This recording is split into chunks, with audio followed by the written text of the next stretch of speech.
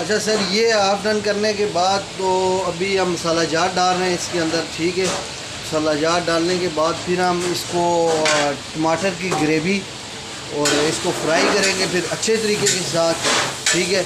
और फिर इंशाअल्लाह हम शेफ़ मखदूम साहब के साथ मिलके तो हम टेस्ट करेंगे इसको कि कैसा इसका टेस्ट है। तो ये भी हम इसके अंदर टमाटर की ग्रेवी डाल रहे हैं, ठीक है जी। ये टमाटर की ग्रेवी डाली है हमने और